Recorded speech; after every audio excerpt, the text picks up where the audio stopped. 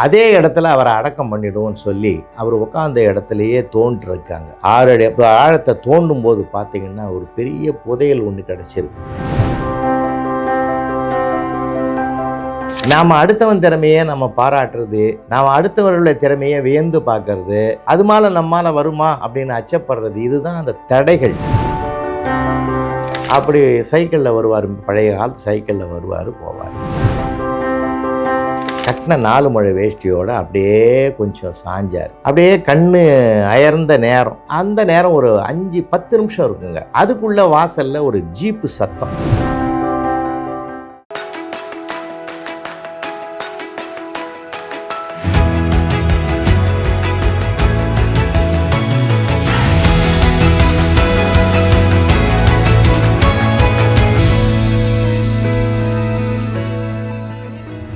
நாயகி TV நேயர்களே, அன்பு வணக்கம். என் நெஞ்சம் நிறைந்த தமிழ் உறவுகளே, சுவாமி விவேகானந்தர் இந்த வையகத்திற்கு 2 சொற்களை வளமாக கொடுத்திருக்கிறார். அச்சப்படாதே, ஆச்சரியப்படாதே.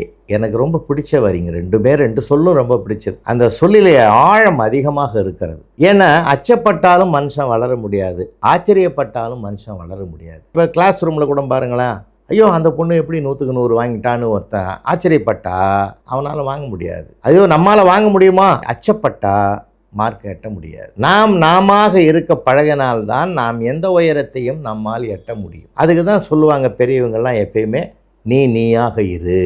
அதை உனக்குள்ளே 1000 பெருமைகள், சிறப்புகள், திறமைகள் குடிகொண்டிருக்கிறது.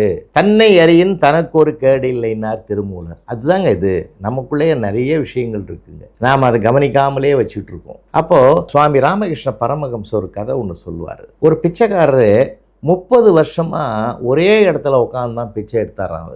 அவர் அதில் உட்காந்த இடத்துலேருந்தே அவர் இயற்கையை அடைஞ்சிட்டார். அப்போ ஊரில் இருக்கிறவங்க போகிறவங்க வரவங்களாம் என்ன பண்ணாங்களாம், 30 வருஷமாக அந்த மனுஷன் ஒரே இடத்துல தான் பிச்சை எடுத்து சாப்பிட்டு போகிறவங்கலாம் கேட்டு வருமானத்தோடு வச்சு வாழ்ந்துருந்தான். அதை விட்டு எங்கேயும் போகலை. அதனால் நாம் ஒன்று பண்ணுவோம், அதே இடத்துல அவரை அடக்கம் பண்ணிடுவோம்னு சொல்லி அவர் உட்கார்ந்த இடத்துலையே தோன்றிருக்காங்க. 6 அடி ஆழத்தை தோண்டும் போது பார்த்தீங்கன்னா ஒரு பெரிய புதையல் ஒன்று கிடைச்சிருக்குங்க. விலை மதிக்க முடியாத பல கோடிகளுக்கு மதிப்புடைய ஒரு புதையல் உள்ள இருக்கிறது தெரியாமலே அது மேலே 30 வருஷமாக உட்காந்து அவன் பிச்சை எடுத்தானே, அது மாதிரி தான் நம்மகிட்ட விலை மதிப்பில்லாத பொக்கிஷங்கள், இலக்கியங்கள், புராணங்கள், வரலாறுகள் அத்தனை இருக்குது.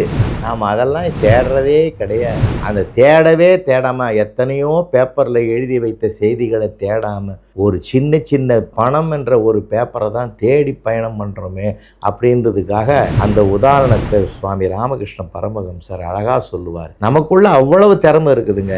நாம் அடுத்தவன் திறமையை நம்ம பாராட்டுறது, நாம் அடுத்தவர்களுடைய திறமையை வியந்து பார்க்கறது, அது மேலே நம்மால் வருமா அப்படின்னு அச்சப்படுறது, இதுதான் அந்த தடைகள்.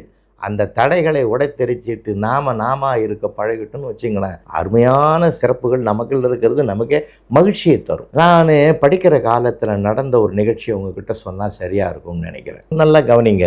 நான் விழுப்புரம் மாவட்டம், அப்போல்லாம் ராமசாமி படையாட்சி மாவட்டம்னு இருந்தது. அப்புறம் வள்ளலார் மாவட்டம் ஆச்சு. இப்போ விழுப்புரம் மாவட்டமாக இருக்குன்னு வச்சுங்களேன். அங்கே பனமலைப்பேட்டைன்னு ஒரு சின்ன அழகிய கிராமம். ஒரு மலை, பிரம்மாண்டமாக மலையாக இருக்கும். கீழே குடைவரை கோயில், துர்க்கையம்மன் கோயில், மேலே தாளகிரி ஈஸ்வரன் சன்னதி. தாளன்னா பனைமரம், பனைமரங்கள் நிறைந்த ஊர்.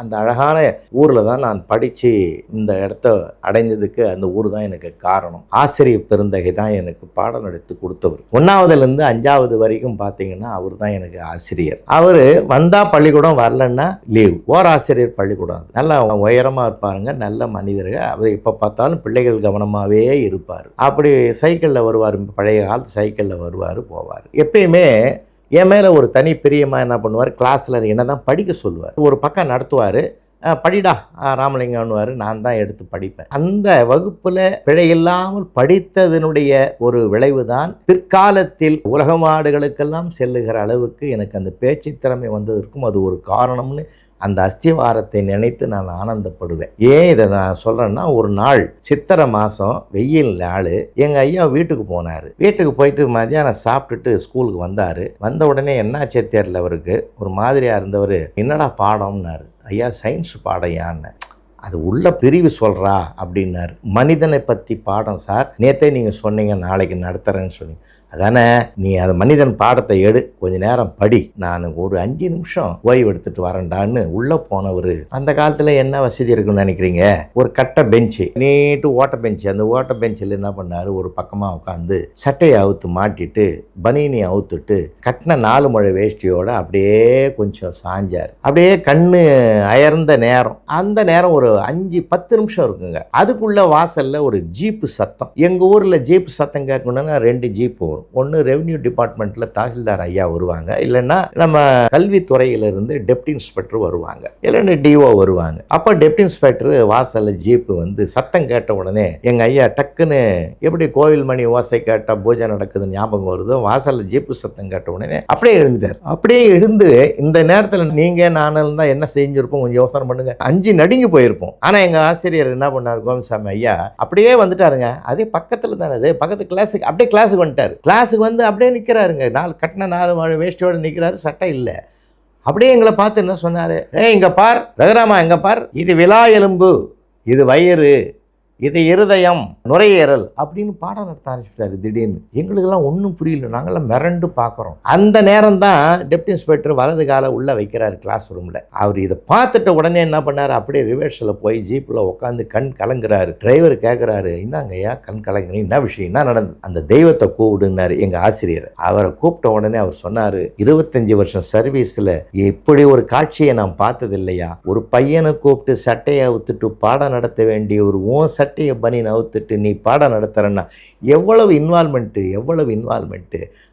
இந்த வருஷம் உனக்கு தான் அவார்டுன்னு சொல்லிட்டு பாராட்டிட்டு போனாருன்னா, அன்பு பெருமக்களே, அவருக்குள்ளே இருந்த ஒரு தனி ஆளுமை திறமைதான், அச்சப்படாத தன்மையும் ஆச்சரியப்படாத தன்மையும் தான் அவரை அந்த நேரத்தில் பாதகமான ஒரு சூழ்நிலையை கூட சாதகமாக்கி காட்டியது என்றால், இதை மாதிரி நாமும் பாதகமில்லாமல் பயணம் பண்ணுவதற்கு இப்படிப்பட்ட சிறப்புகளும் நம்மிடத்தில் சேர வேண்டுமா இல்லையா?